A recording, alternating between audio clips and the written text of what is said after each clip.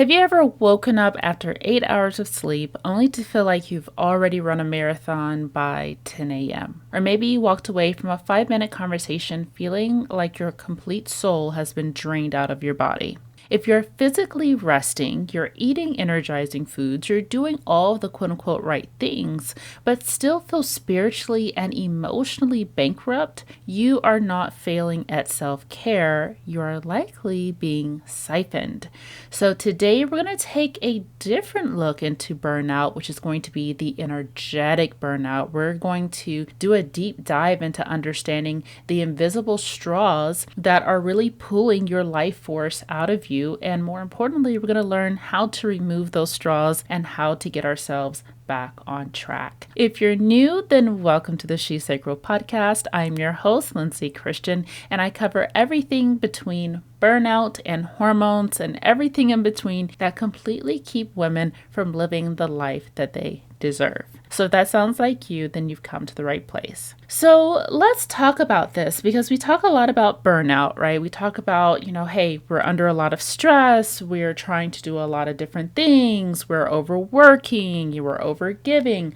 But a lot of times we don't realize what is happening energetically. And I know from just my own personal experience that feeling of working so hard to have more energy and to feel like no matter what you do, there's something that continues to drain you. So before we dive in and talk about how we lose energy, let's first understand what we're actually losing. So I want you to just take a deep breath right now. Seriously, take a deep breath and release.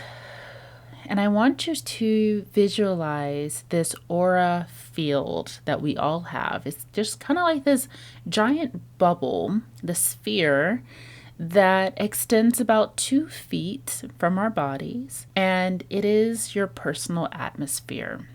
And so when this field is healthy and sealed, you feel nice and safe and at home in your body. You feel creative. You feel very clear in your thinking or in your mindset. You have resilience to what is happening around you. That's kind of like your internal battery. It keeps you going, right? But here's a little bit of an energetic truth. Burnout rarely happens because of a giant explosion. It happens through what we like to call the pinprick effect. Imagine as though every time your energy gets siphoned, there's like a little tiny pinprick. So it's like the tiniest hole, and you don't really see all this energy leaving you right away. But over time, things begin to leak. So a small pinprick can look like just feeling that sense of dread when you see somebody's name that you've been avoiding pop up on your phone. Or those 3 minutes you just spent doom scrolling, comparing your life to somebody else's. Or maybe how you were trying to keep the peace by swallowing your own truth, right? That takes a lot of energy to do those things, even though on the outside it looks like we're going about our day. We're not doing a whole lot. We're not exerting a lot of energy, but internally, emotionally, and mentally, we're using a lot of energy. So one little pinprick does not drain your battery, but hundreds of those experiences throughout your entire day, by 6 o'clock, your field is going to feel like it's worn down. So you're not tired necessarily because you work too hard. You're tired because the life force, the thing that keeps you feeling good and creative and you pretty much has been leaking out of 1,000 tiny holes that you didn't know were even there. So how do we know if we're experiencing just a healthy sense of tired? Because sometimes it feels good when we put in some work and we're like, oh, I'm so tired because I put in a lot of work. Or when it's more of this energetic siphoning that happens. It comes down to the difference between what I like to call a circuit and a one-way street. So you give and you receive. You leave a great conversation and you feel buzzed, you feel peacefully inspired, you feel really good, you feel happy, you feel like you're ready to take on the day. Even if you're physically tired, your spirit still feels fed. But when our energy is being siphoned, it's more of a one-way street. So we're not actually receiving that energy back that's leaking from our field. So instead of feeling that energy being returned to you and you feel excited or inspired or ready to take on more, you start feeling flat. You feel heavy. You might even feel a physical dimming in your eyes, like things are just slowing down. So essentially, anytime we shift our focus away from ourselves, away from our interconnectedness within ourselves with God, ourselves with those that make us feel whole, when we lose that sense of self, our strong core within our being, that's really the ultimate thing that is draining you. So one of the things I want us to take away from this is that you are the master over your energy. No one else can control your energy unless you allow them to. Just like Eleanor Roosevelt says, no one can make you feel inferior without your consent. You have to allow it. So now I want to cover with you just the 4 top siphoning channels where our energy can get siphoned the most. Number 1 is going to be the digital siphon. So this is really prevalent right now because when we're on social media, we're watching other people, we can run into the comparison trap that really pulls a lot of your focus out of your body and literally into a virtual void, not even a physical experience anymore. And when you think about it, it's really hard to get that energy back. The next one is going to be the relational siphon. So that's going to be really common for a lot of people, especially if you're very empathetic. So if you have people who use your empathy as their personal dumping ground, you're not going to get that energy back. The next is also going to be the narrative siphon. Okay, so this is when we have just that mean girl voice inside. We have self-criticism that's happening. We're judging ourselves for every little thing that we do. And we're just constantly on repeat with a lot of mental negativity and the way that we talk to ourselves. It does not give us energy to move forward.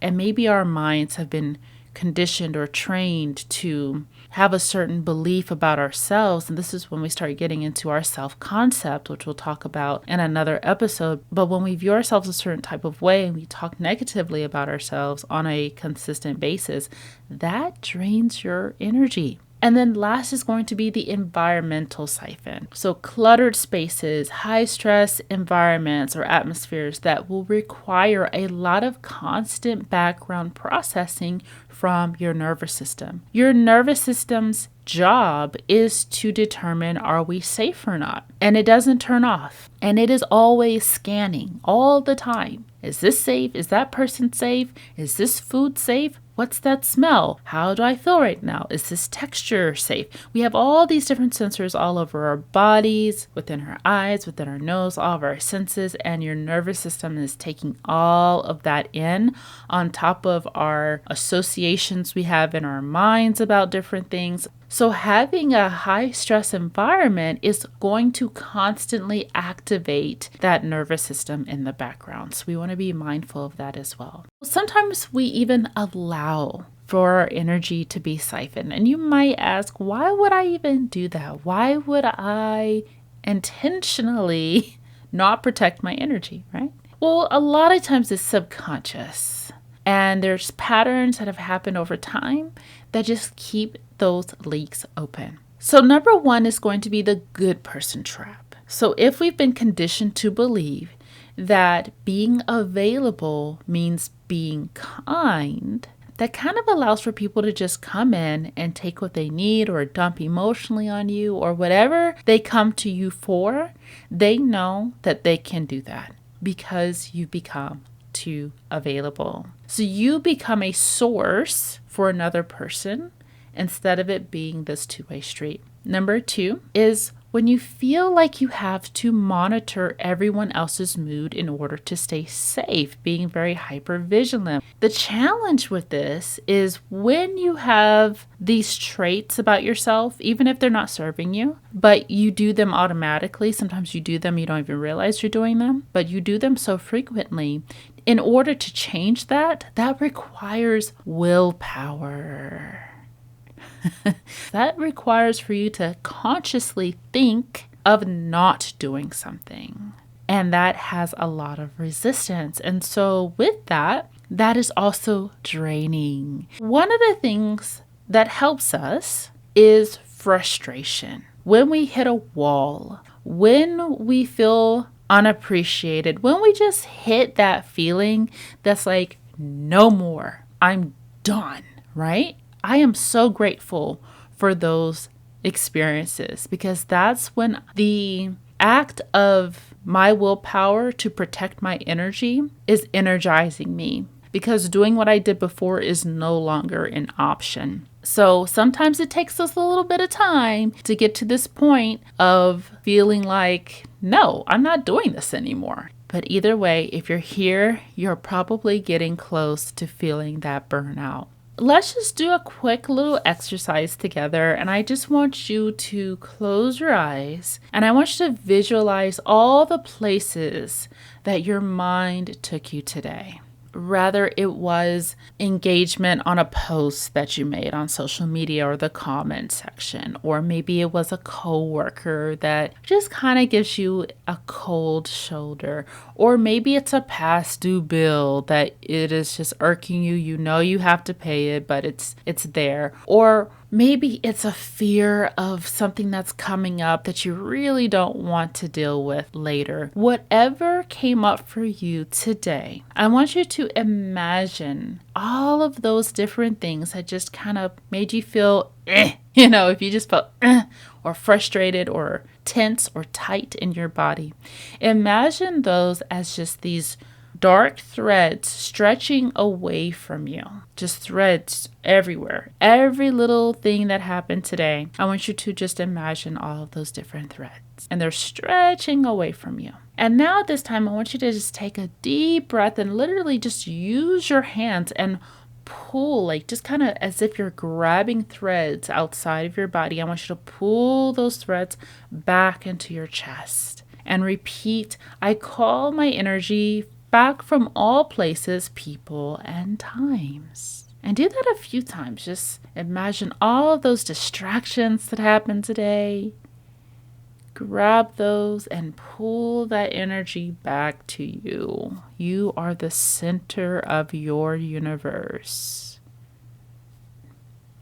You have a rippling effect. You have an impact on the world around you. Without your existence, so many things would not be occurring. So we need to pull that energy back towards you. Okay, so take one more deep breath and release. So now that we have identified some different leaks that could be happening, that could be siphoning your energy, we have to talk about energy vampires. So I'm going to deep dive with you the specific types of people who thrive on your light, who take advantage of your kindness, and who really use your energy that you don't realize, and how to keep them out. If that sounds like you, then definitely be sure to like this video so I know that you're ready for the next episode. As always, thank yourself for showing up today, and thank you for tuning in to the She Sacral podcast.